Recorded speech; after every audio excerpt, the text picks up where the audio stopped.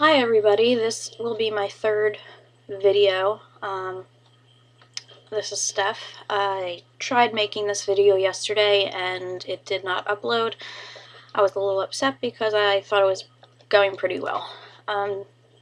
This video is going to be pulling something out of my book, which is something that I've suffered with since I was a child, like 6 years old.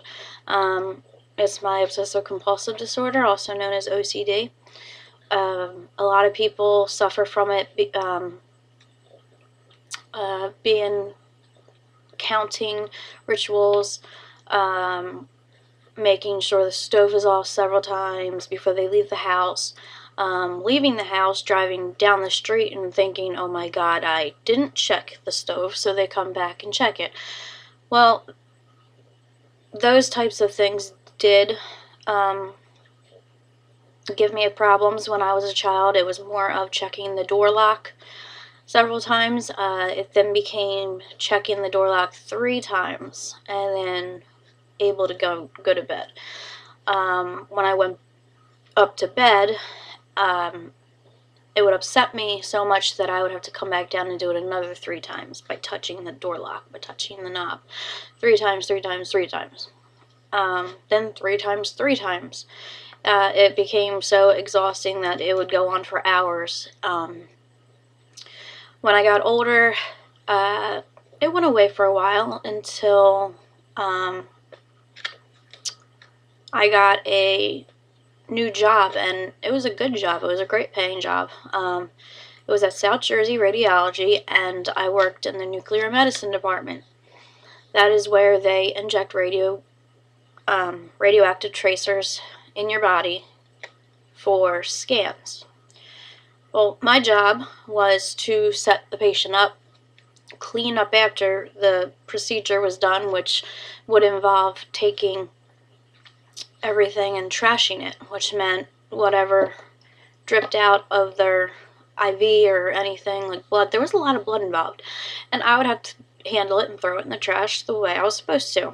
Well, that began to take over my life. I had to, well, let's just describe the part that was fearful for me. I was terrified of getting AIDS or HIV or hepatitis, anything that could hurt my children when I go home and, touch them and hold them and pick them up and stuff. It became so bad that I would use 2 bottles of Perel a week. My hands were so dry and brittle from using it so much. I then began going to the restroom a lot and washing my hands to the point where the soap was bubbling out of the drain when I was done, and then I'd go back in and I'd wash my hands again. It was very, very exhausting, and when I got home, I didn't allow myself to pick up my kids or handle them in any sort of way until I got my scrubs off and put regular clothes on and washed my hands again and made sure I was clean. This ritual went on the whole time. Then I was moved to a different department, the women's center for mammography, and everything was good there. It worked out perfectly. After that, it became, I'm going to say after my daughter was born, which is 6 years ago, it became anything poisonous. My husband would lay down bug pellets or bug spray in the backyard, or spray herbicide on, the weeds for weed killer. I wouldn't let the kids out for 3 days to play because I swore I was going to kill them. Or if I walked out in flip-flops, they get into the car to go somewhere and I stepped on where the plant killer was, or the weed killer was, I'd have to throw those flip-flops away eventually. And it became really bad. I began throwing contacts away, my eye contacts, which are supposed to be good for 2 to 4 weeks. I would throw them away at least 3 times a week, thinking something got on them or something got in them and I'm going to go blind, and then my children will go blind. It's a very, very, very exhausting experience for me in my life. I still don't know how I developed it or what caused it or anything like that. Certain therapists have told me that it could be the fact of being molested and raped by my father and my uncle, and I'm afraid to have anything foreign on my body or on my, near my kids, like fluids, bodily fluids, anything, terrorize me to the fact where my OCD is in full gear, and racing thoughts that somebody's going to get hurt. I don't understand if that could be true or not, but something must have triggered it. I know my mom had OCD to a degree. Wasn't as bad as mine was or is, but hers was more as like a paranoia. She began thinking everybody was, after her.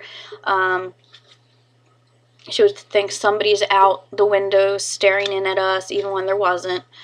Her paranoia was part of like an OCD ritual, where she would make us sleep in the car if she thought somebody was out to get us and the cops didn't believe her. I'm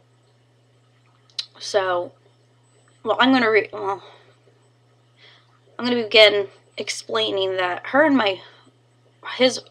brother, my uncle, they would come together at the house and pray, and it wasn't in English. It was in some sort of thing they said was tongues, which I didn't understand. It just scared the crap out of me because it just sounded ridiculous. They would drink holy water together, and I never understood that. They would pray for hours on end, and it was just the weirdest thing. My mom would call the cops many times during the week, claiming that somebody's banging on her door trying to get in, and nobody's there. She hears it and sees it, and I don't. She made me lie to the officers, saying that I did see them, and I saw them trying to get in our window, which was in our kitchen, and it's not true at all.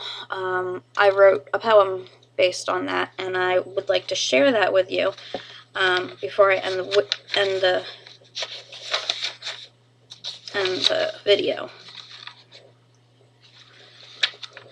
Like I said, I tried this yesterday and it worked perfectly, and then it wouldn't upload. So, let me find this. Oh my goodness. There. Come on, come on, come on.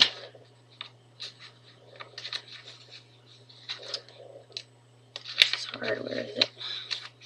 Sorry about this, guys. Just trying to find it.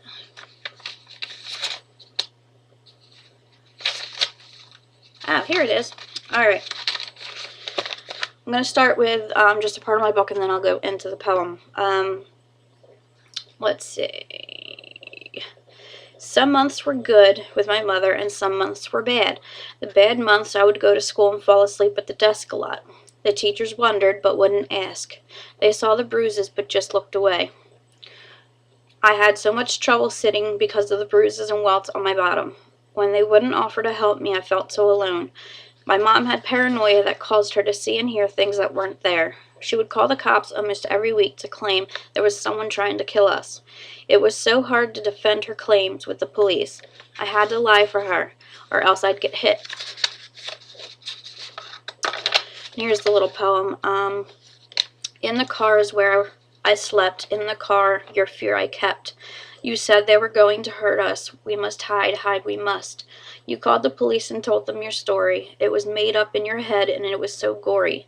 The police came. I had to back you up and agree. But with my eyes, your claim I couldn't see.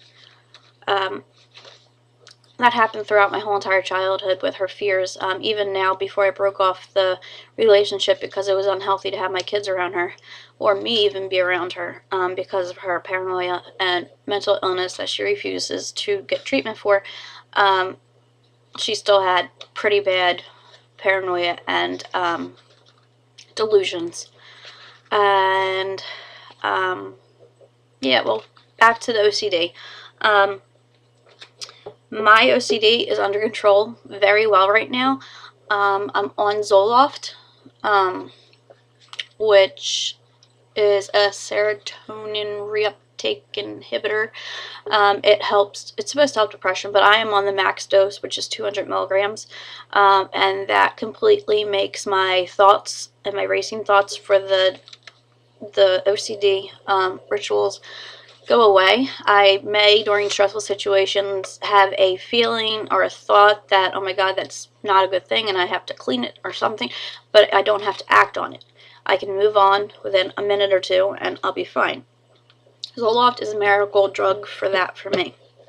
Other people may need Prozac, but for Prozac they would be able to be on a lower dose. Zoloft is, I don't know if it's less powerful, but you have to be on the highest dose for it to affect certain people for the OCD problems.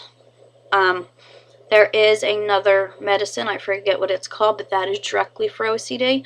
I have not been on that yet, but I am on a cocktail of many medications that do cover each other's butts, as I would say, because the Zoloft didn't help with my depression or moods, so I had to get to be on Seroquel, which helps with the moods and the depression a lot.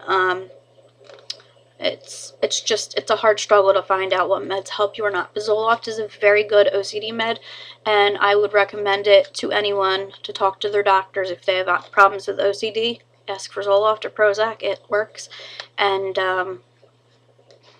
I think that's going to be my video for today. Hopefully it uploads unlike yesterday. And thank you all for listening. Again, I'm Stephanie Biglin, author of Little Girl Broken, and I look forward to talking to you again maybe tomorrow. Take care.